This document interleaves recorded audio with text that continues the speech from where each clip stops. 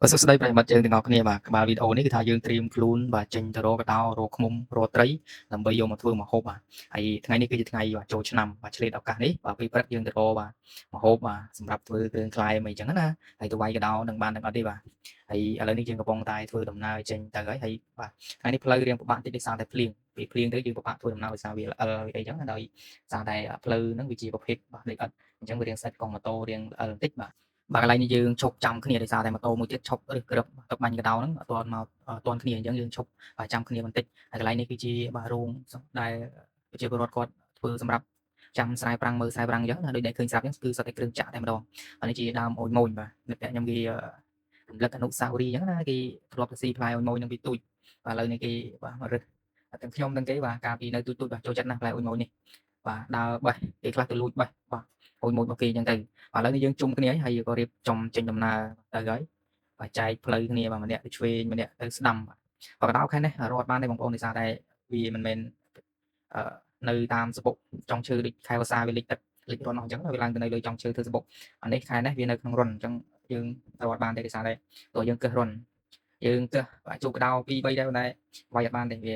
ាចេញពីរន់មួយចូលរន់មួយចេញពីរន់មួយចូលរន់មួយអញ្ចឹងណាអញ្ចឹងយើងពិបាកវាដូចអាចវានៅក្នុងសបុកយើងបាញ់ទម្លាក់អញ្ចឹងណាកន្លែងនេះយើងរកមើលសបុកកដោមើលឃុំបាទថ្ងៃនេះយើងរកបានបាទ3សបុកដែរប៉ុន្តែអាហ្នឹងគ្រាន់តែយើងដើរប្រយោលរលេងអញ្ចឹងណាយើងមិន focus យើងមិនផ្ដោតលើឃុំមួយប៉ុន្មានទេប៉ុន្តែខែនេះឃុំវាសបោបើសិនជាយើងដើររកឃុំមួយថ្ងៃប្រហែលជា4 10សបុកតែនេះគឺយើងដើរប្រយោលទៅឃើញ3សបុកហើយយើងក៏យក3សបុកបាទកន្លែងនេះក្មួយរបស់ខ្ញុំពីគិះរត់ហើយកន្លែងនេះមានកដោគាត់ថាវាយអត់បានទេវារត់មកចេញពីហ្នឹងបាទទៅចូលរន់មួយទៀតអញ្ចឹងណាយើងពិបាកវាយអានេះគិះចង់មកព្រឹកហើយនេះបានប៉ុណ្ណេះបាទនឹកឃើញកដោបាទព្យាយាមកកាយតាមបាទកាយចុះកាយឡើងកដោរត់ចេញវាយអត់ទៅចូលរន់មួយទៀតអញ្ចឹងណាអញ្ចឹងគិះមួយថ្ងៃហ្នឹងគឺអត់មានបានអីមកវាទៀតបាទកន្លែងនេះគិះចុះគិះឡើងបាទ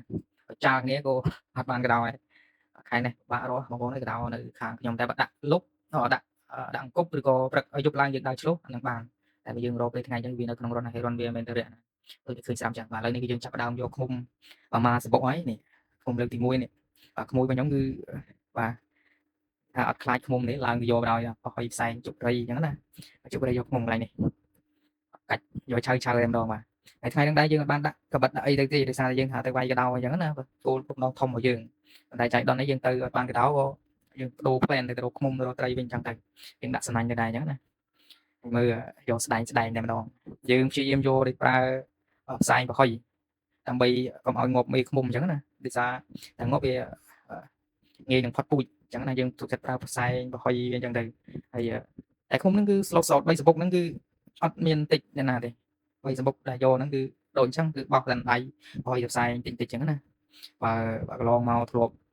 ់យកនៅតាមភូមិតិចដល់មកសបុក2 3 មីកាលនៅក្មេងៗឥឡូវនេះអត់ដឹងថាយ៉ាងម៉េចទេបាទយក3សបុកហ្នឹងគឺបោះតែដៃបោះទៅផ្សែងតិចបោះមេទម្លាក់ឲ្យកាច់បាទវាមិនមែនតែយើងយកក្បិតកាប់ហើយទាញឃុំរត់ណាអានេះកាច់ផងតែអត់អីបាទឃុំរៀង slow ដែរវាអត់កាច់ទេអញ្ចឹងអានេះយើងចាប់ផ្ដើមយកមកសបុកទៀតអីសបុក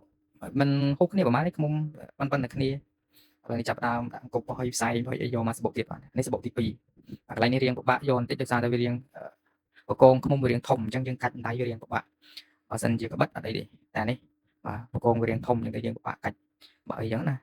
ហើយផ្សែងក៏មិនសូវហុយដែរកន្លែងនេះដោយសារពីព្រឹកហ្នឹងវាភ្លៀងអញ្ចឹងទៅវាសើមកជ្រាំងសើមអីចឹងណាអញ្ចឹងវារៀងអត់សូវហុយផ្សែងអញ្ចឹងយើងពិបាកក្នុងការយកដែរដោយសារអត់មានផ្សែងបើបានផ្សែងនេះវាជួយការពារជួយដេញឃុំអញ្ចឹងណាតែឃុំនេះដូចជាអត់ហើរអីទេនេះដូចបងប្អូនឃើញស្រាប់បកងនេះរៀងធំហើយដើមនេះរៀងស្វិតដែរឥឡូវយើងមកយកឃុំទី3ឃុំទី2មកយើងថតអត់ចប់ទៀតដោយសារតែទូរស័ព្ទវាអស់ថ្មអញ្ចឹងទៅយើងអត់បានថតដល់ចប់អានេះយើងថតទូរស័ព្ទមួយទៀតអញ្ចឹងណានេះ Facebook ទី3ហើយ Facebook ទី3នេះបាទផ្សែងបាទហុយឡងទេហុយលីឆេះតែម្ដងសំណាងឯងវាឆេះរៀលឆេះប្រៃអញ្ចឹងណាបាទពីអ្នកនេះត្រៀមទៅរត់ទេពីអ្នកមិញហ្នឹងបាទនេះគឺបាទខ្ញុំហ្នឹងតែក្មួយរបស់ខ្ញុំគាត់កាន់កាមេរ៉ាម្ដងបាទខ្ញុំចេះជប់ប្រៃឯងប៉ុន្តែយកឃុំជប់ប្រៃអស់ចិត្តមកកញ្ចប់ខ្លាចឃុំតិចដែរព្រោះខែចូលឆ្នាំគេលុះហៅមុខហៅមាត់ទៅវាពិបាកក្នុងការបាទដើរចេញទៅក្រៅដើរលេងអញ្ចឹងណាបាទឥឡូវនេះគឺយើងយកបានហើយបាទមេបាទជួបនឹងសាច់តែម្ដងអត់ហើបាទឃុំនេះបាទវាដូចអត់ចង់ហើមកទេឃុំនេះយើងបោះឲ្យធ្លាក់កោពេញដីហ្នឹងក៏វាអត់ជាហើទៅណាដែរដឹងមិនវាណាមួយប្រហែលជាភ្លៀងទៅវាទឹកស្លាប់ទឹកអីវាហ្នឹងមិនតែវាអត់ហើហើយតិចក៏វាមិនតិចដែរឥឡូវនេះគឺយើងបាទចាប់ដើមបោះមេបោះអីដើម្បីច្រកថងហ្នឹងបាទ ក្មួយរបស់ខ្ញុំឃ្មុំនឹងដូចស្និទ្ធគ្នាបាទបោះធម្មតាពេលខ្លះបោះម្ដាយទៀតបាទហើយខ្ញុំចេញមកនេះបរិយខ្លាចឃ្មុំនេះដែរគាត់ចេះជក់ទេបាទដើម្បីនៅចិត្តចូលកាមេរ៉ាអញ្ចឹងតែយើងថយជក់ទេតែជក់ម្ដងពីដើមផ្សែងនេះវាយើងផ្លុំទៅឃ្មុំតែយើងផ្លុំបច្រាស់ខ្យល់ទៅចូលមកច្រមុះវិញអញ្ចឹងណាបាទកន្លែងនេះបាទក្មួយខ្ញុំបោះមកធ្លាក់ឃ្មុំលើខ្ញុំហ្នឹងសំណាងដែរបាទវាអត់តិចទេឃ្មុំប្រហែលជាវាបាទសើមស្លាប់សើមអីទៅវាបាទលេងនឹងវាលេងវាខ្ជិលតិចអញ្ចឹងណាបាទឃ្មុំនៅពេញខ្លួននៅកន្លែងនេះភ័យដែរបរិយជក់បាទពីដើមឆ្វេងស្ដាំបាទឥឡូវនេះគឺយើងថាយើងយកបានហើយយើងចេញបាទបន្ទាប់ពីហ្នឹងទៅគឺយើងបាទទៅបងត្រីម្ដងគឺយើងទៅរកត្រីវិញម្ដងដោយសារពុំណងយើងមកនេះយើងវាយកដោហើយនឹងទៅបងសំណាញ់តែកដោយើងបរាជ័យមួយហើយតែបានឃ្មុំយូរអញ្ចឹងបាទឥឡូវនេះគឺយើងបាទបន្ទាប់ពីបោះឃ្មុំបោះអីហើយនេះគឺយើងធ្វើដំណើរទៅបាទកន្លែងទៀតបាទវីដេអូមួយកន្លែងទៀតយើងនឹងបង្ហោះនៅពេលក្រោយបាទបន្ទាប់ពីវីដេអូនេះបាទវីដេអូនេះគឺជាវីដេអូដែលយើងបើកឆាកមកគឺយើងសាររកឃ្មុំតែបានឃ្មុំវាបានអត់ថារកកដោតែវាបានកដោបានឃ្មុំអញ្ចឹងវីដេអូនេះគឺចប់តែប៉ុណ្្នឹងឯងជួបគ្នានៅវីដេអូទៅបងសំណាញ់